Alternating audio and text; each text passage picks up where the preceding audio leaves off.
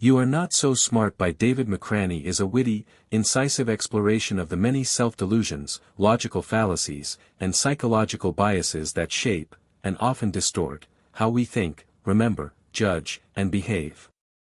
Rather than presenting a manual for becoming smarter, the book's title is a provocative invitation to confront the reality that we are all far less rational than we like to believe.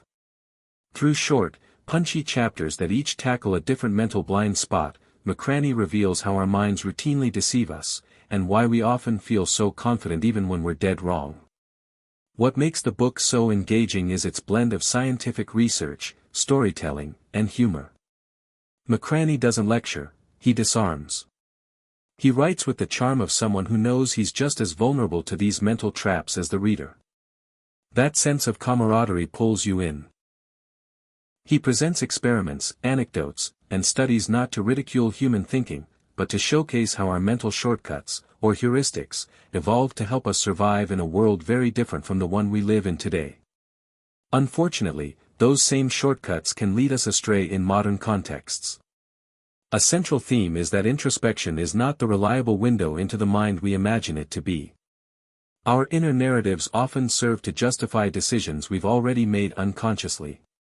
This is clearly demonstrated in the chapter on confabulation, where McRaney outlines experiments showing that people invent rationalizations for choices they didn't even realize they made. Rather than recognizing our mental limitations, we act as our own press secretaries, weaving stories that make our decisions seem deliberate and logical in hindsight.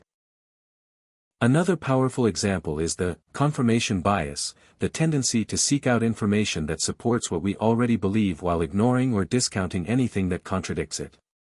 McRaney shows how this bias affects everything from our political views to the way we handle personal conflicts. The danger here is not simply that we misunderstand facts, it's that we feel more confident when we're surrounded by confirming evidence, even if it's poorly sourced or flat-out false. This creates epistemic bubbles that are hard to break out of. Memory, too, is revealed to be far less reliable than we like to think. McRaney explains how we reconstruct memories rather than retrieve them, often introducing distortions in the process. This makes eyewitness testimony dangerously fallible, and it casts doubt on our ability to clearly recall even emotionally charged events. The misattribution of memory chapter is particularly haunting, showing how easily our minds can confuse the source of a memory and even implant entirely false ones. The illusion of control is another recurring idea. Whether we're playing a slot machine or making financial decisions, we tend to overestimate our ability to influence outcomes. McRaney breaks this down with both statistical evidence and simple, relatable examples. We throw dice harder for higher numbers, press elevator buttons that are already lit, and read deep meaning into events that are actually random. This tendency isn't just quirky, it leads us to make poor decisions and overcommit to failing plans. One especially thought-provoking section covers the sunk cost fallacy, which describes our reluctance to abandon something we've already invested in, even when it's no longer worth it. We keep watching boring movies, stay in unhappy relationships, or refuse to cancel doomed projects simply because we've already poured time or money into them.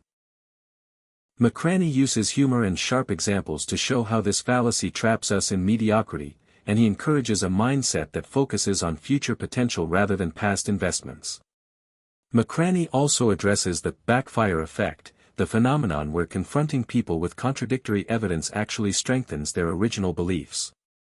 This is particularly relevant in today's polarized social and political climate. The book doesn't offer an easy fix, but it does force us to reconsider how we argue, persuade, and process information. The takeaway isn't to stop trying to convince others, but to understand why logic alone so often fails to change minds. A particularly sobering insight comes from the chapter on the Dunning-Kruger effect. McRaney highlights how those with the least expertise often overestimate their abilities, while experts are more likely to doubt themselves. This cognitive blind spot explains why incompetent people often seem so self-assured and why true knowledge tends to come with humility. It's a paradox that has real consequences in leadership, education, and everyday decision-making.